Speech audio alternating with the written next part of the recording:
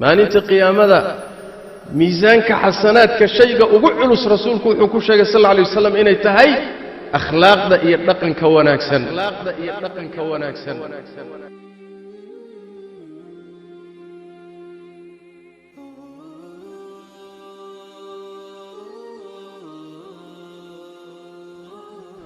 dabeecadda dabacsan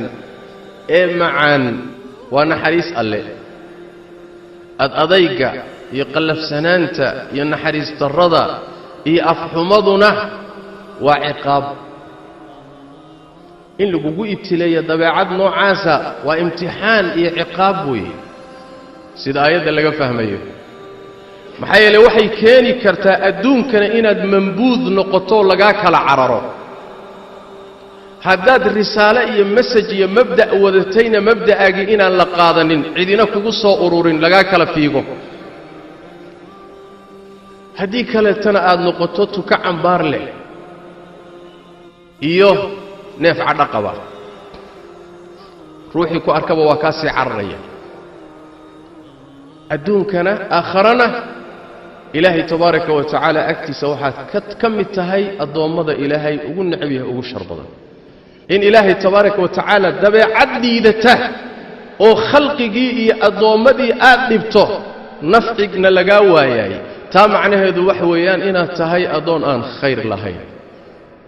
saas daraaddeed baa nebigeennu salawaatu rabbi wasalaamu calayh markuu ka hadlayay dadka mu'miniinta iimaanku wuxuu keenayaa inuu ruuxa dabeecaddiisu dabacdo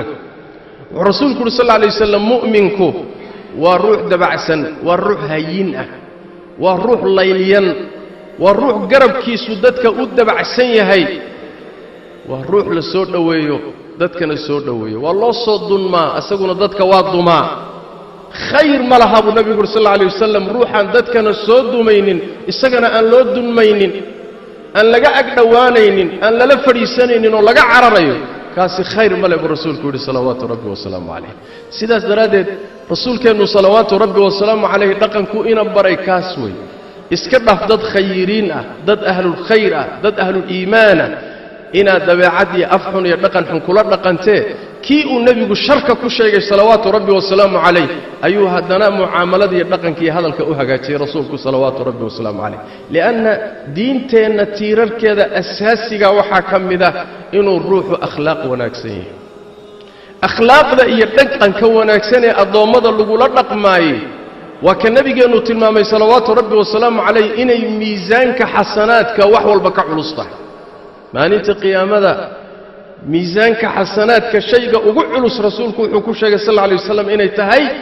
akhlaaqda iyo dhaqanka wanaagsan wuxuu tilmaamay nebigu salawaatu rabbi wasalaamu calayh dadka waxa ugu badan ee jannada geliyey marka la weydiiyo wuxuu yidhi xusnulkhuluq akhlaaq wanaagsan dhaqan wanaagsan ficil wanaagsan hadal wanaagsan weji furan gacan furan khalqigooga wanaaggaagu gaadho xumaantaada iyo sharkaagana aad ka ceshato taasaa waxay tahay waxa u badanee dadka jannada geeya buu rasuulku yidhi salawaatu rabbi wasalaamu calayh marka akhlaaqdaada inaad hagaajiso dhaqan xumada la dagaalanto haddii dabeecad xun lagugu ibtileeyey aadan isu dhiibinoo u istislaamin aadan moodin sida dad badani ismoodayaan ruuxaad isqabataanba inaad ka adkaataay raganimo ma aha ruuxaad isqabataaneed murantaanba inaad ka raysaay raganimo maaha dadnimona ma aha ruux alla ruuxaad aragtaba inuu kaa cararood isu haysato wallaahi inaad dadkii o dhan ka wada adkaatay taasi dadnimo ma aha nebigu wuxuu yidhi salawaatu rabbi wasalaamu calayhi yacni waxa weeye suracada ninka dadka wada legdaayo ruuxii ay ishelaanba leglegdo oo ka sara maraayay kaasi ma aha raganimadii adeegga wanaagsani ma aha adeegga wanaagsani waxa weeye in akhlaaqdaada iyo dhaqankaaga aad dabciso sida nebi moxamed salawaatu rabbi wasalaamu calayh rabbiguu ku tilmaamay saxaabadiisiina ay ahaayeen ridwaanullaahi calayhim wuxuu rasuulkeena leeyahay salawaatu rabbi wasalaamu calayh miyaanan idiin warramaynin oo idiin sheegaynin ruuxa maalinta aakharo marka la tago naartu korkiisa ay xaaraan ka tahay oo naar gelaynin yuu yahay wuxuu nebigu yidhi sal alla alay wasalam waa addoon kasta oo hayin ah waa laylyan yahay xanaf ma leh meel ku xagata ma leh waa hayin layin weeyo waa dabacsan yahay qariib weeyo dadkoo dhan buu ka agdhow yahay dadkoo dhan baa jecel والله سود أوادا والله فريستا والله سهلوبا وقريب من الناس سهل ويروح سهلا أو بسيطة أو معقد أهين ننكا ويروح ما ننت قيامة النار تكركي سحاران أي كتاع ونار أنقلين ابو نبي صلوات ربي والسلام عليه كيف بعدو كهلا وضيو الشرير كأهانة وكان صوت المانو إلهي أكتيز منزلة أوحن خلقي جنا أوشر بدني والروح سوا والروح أي أفحمذا يقن حمذا أدومذا إلهي لا قابلية رسول كان صلوات ربي والسلام عليه وحيد ما يدين شيئا ما يدين كلا عدية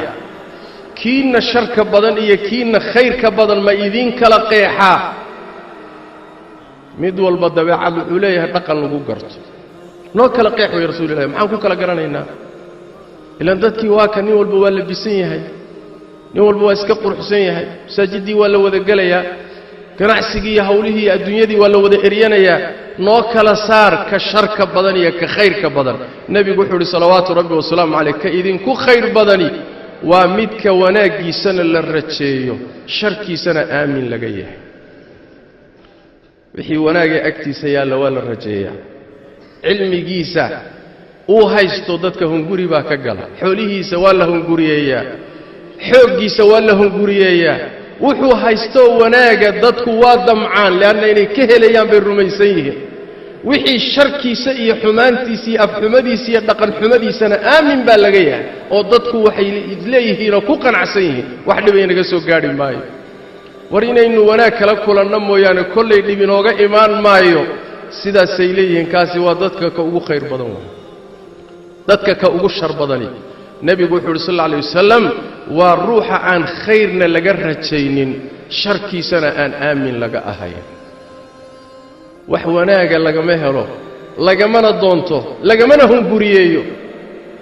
sharkiisa iyo dhibkiisana dadku kama nabad helaan oo afkiisa iyo adinkiisa lagama nabad galo kaasa adoomada ugu shar badan buu nabigu yiri salawaatu rabbi wa salaamu alayhi sidaas daraadeed